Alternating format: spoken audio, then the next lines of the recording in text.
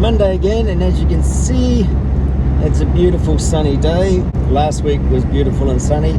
Saturday was sunny. When I went to get my second coffee, I went and sat down to drink it, and I crashed out before finishing up and fell asleep for a couple more hours. It was so bizarre. So Saturday was a bit of a bust. Sunday, rained on and off. Got a white card course running this Wednesday, so I've got to remind the kids on assembly about that today. I just finished listening to the Shop Stool podcast, which is a podcast produced here in Australia. One guy in Townsville, who I think is an Irishman. One guy who's over in New Zealand, like Kiwi over in New Zealand. There is a third guy, and he's also, I think, from England or something like that. Like, none of them are Aussies. It's a good podcast, and they're hosting a wood show down in Melbourne in the coming weeks. And today's guest was Matt Eastleigh from England.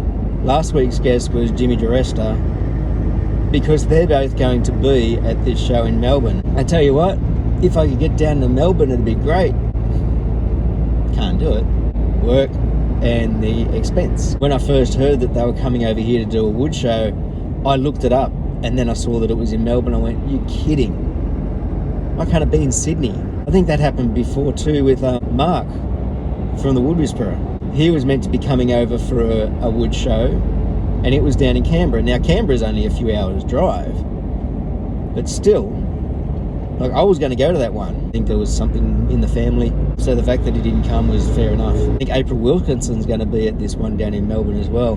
Would have been awesome to meet them all, and even the guys from the Shop Stool podcast. I'll just have to wait until another wood show in Sydney and hopefully be able to get to one of those, and somebody spectacular will be at one of those. I mean, if I go, there you go, there's somebody spectacular. Alright, Year 11 construction tomorrow. I'll be trying to buy their plywood probably tonight, because I don't think I'd get up early enough to be able to go and select out plywood. I have to check the weather, make sure the weather's okay, or forecast to be okay, and if I do pick it up, I just won't put the truck so far back under the carport in case it rains. Today's day, I've got Year 12 and Year 11 construction singles, which means I don't have them, but if they have to come and ask me a question, they can. I think I've got a couple of return from suspension interviews today with parents and students. I think I've got some meetings as well, scheduled meetings. Check my calendar when I get in the office.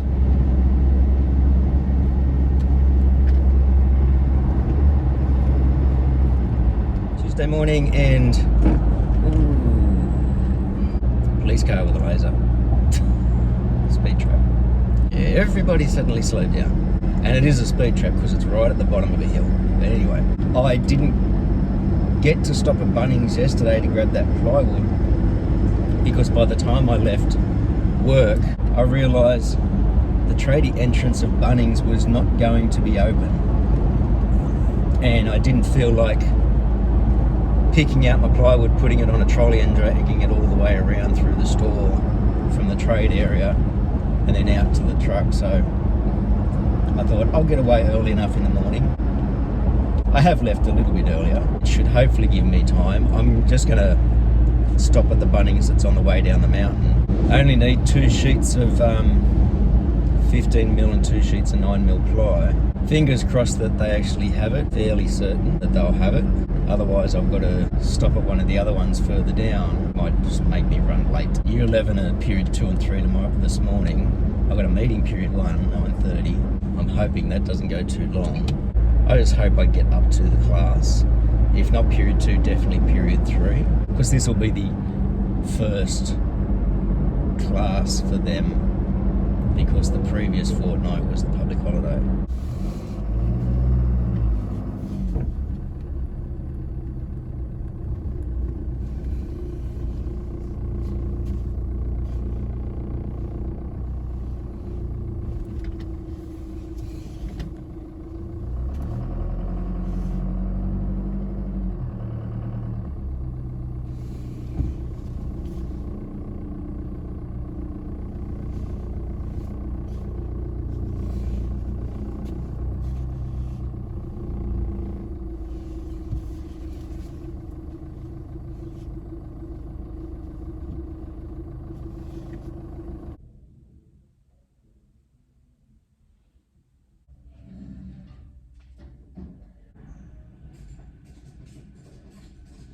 Another shop done, at my favourite big toy store. Strapped down well, got my red little flag out the back, even though it doesn't hang out past the back of the truck further than rule state.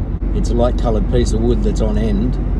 Having plywood hang over the back of the truck is not as concerning when I had the particle board, the melamine particle board off the end, because I'm pretty sure the plywood is not going to snap, whereas the melamine just had that chance if it bounced too much. 2 sheets of 15mm, 2 sheets of 9mm, and I need to rip them lengthwise 190mm wide, so that gives me 6 strips out of each sheet. And out of the thicker stuff, 1 strip will get 3 bases, or it'll get 6 end pieces. 2 strips will do 3 people. Out of the thinner stuff, a strip will do 3 sides, 1.5 people per side. So I've got just a little bit more than what I need for the whole class, providing they don't make mistakes like the last group did.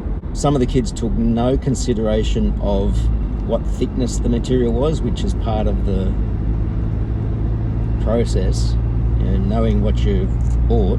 Some kids kept everything out of the 9mm ends that were too thin, and that was where the big waste happened. Hopefully these guys pay just a little bit more attention. I let the boss know that I had to stop and buy some plywood for the class. 2 reasons: that new purchasing system where all purchases have to be approved by the boss before you do it, to send him a message so he's aware of the expense coming. I'm ready to get in there and do prac. With my Bunnings card, I can get the material cheaper. On scanning my card, I got a bit over 7% discount on the 9mm and 16% discount on the 15. The other reason was just in case I got held up too much, so he knew I might be a bit late, and he messaged back and said, okay, see you when you get here. It's only 10 to 8 now. I should get there by muster. And I'll just leave the sheets on the back and let the kids unpack them in class. Even though I've bought the new track saw, still going to have to use the Festool one. Break this stuff up. I don't have an 8-foot track, or a 9-foot track as it is. And I don't have the little connector to make my 2 4-foot tracks 8 feet. Unless Makita saws will run on a Festool track.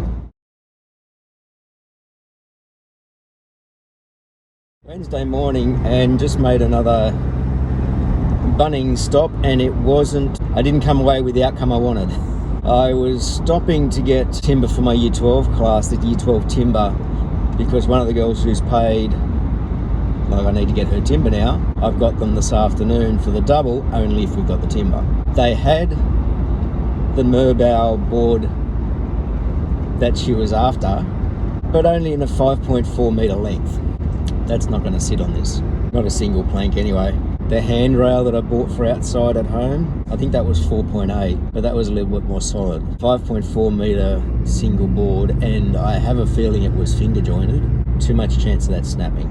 What I think I'm going to have to do, or what my thoughts are, is to have my battery powered circular saw in the truck. We worked her job out to be on 1.5 metre lengths, and she needs 6 pieces. Just buy the 2 5.4s, that's more than what she needs. I'll cut off 2 bits at 3 metres and then have 2 2.4 metres. They'll all fit in the back of the truck with a flag off the back. That might be the way I have to do it. One of the other girls had paid her timber, but hers is a hardwood that I have to get through Matthews. I phoned through what we needed in the desired sort of lengths, and they were going to get back to me with a quote. I've got a feeling the quote's been emailed to the school email address because I didn't see anything yesterday. I was hoping to be able to pay for that over the phone and pick that up on the way in this morning as well, but it's been a long day. I've got out here to the truck, realised I still had the timber that I bought this morning sitting in the back. I am just going to unload that into the workshop before I go.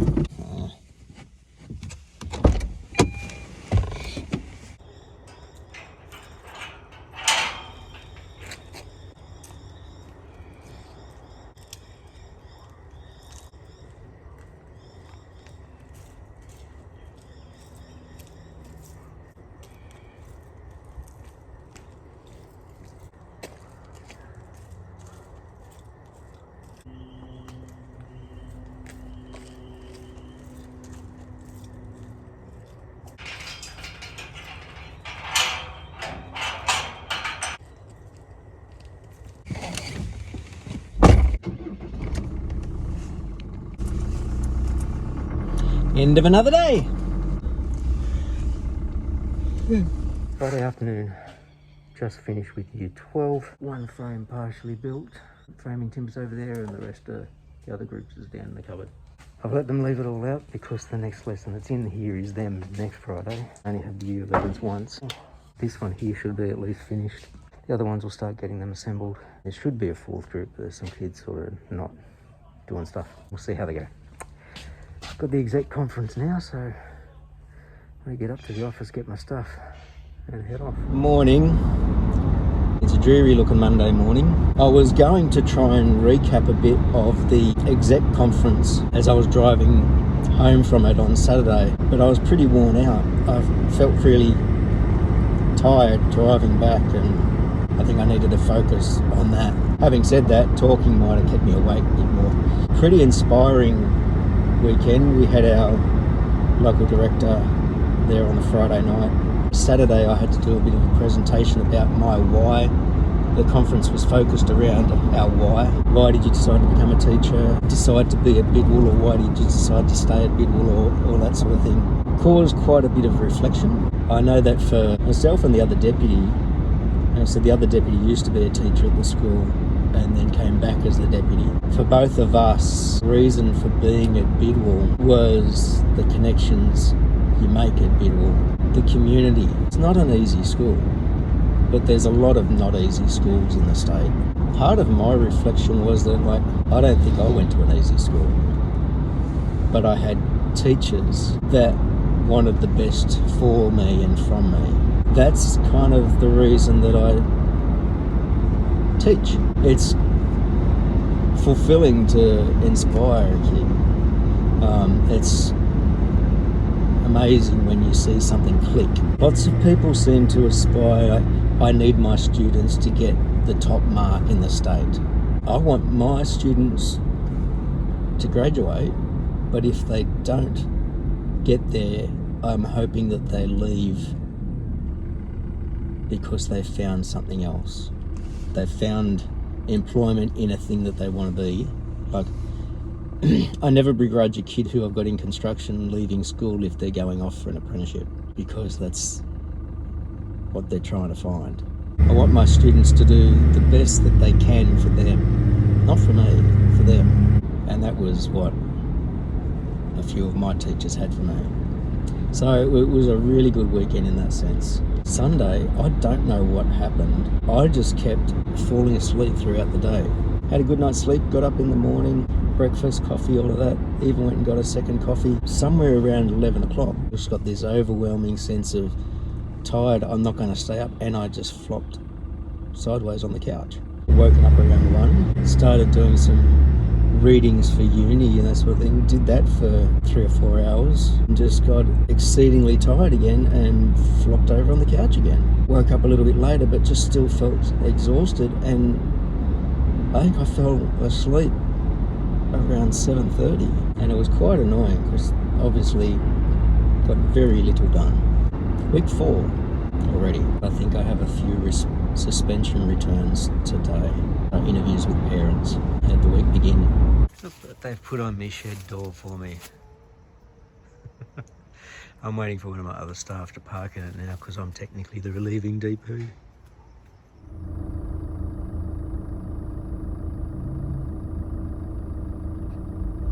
End of another week, and I know you can't really see me that much, but anyway, could call it a full-on week, really, for different reasons. But today felt busy because I had year 12.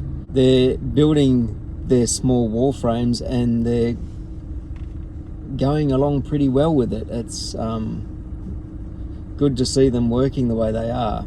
Finally got a new timber order in, and that was delivered yesterday, the radiata pine, but we also had some of the hardwood for one of my year 12s come in.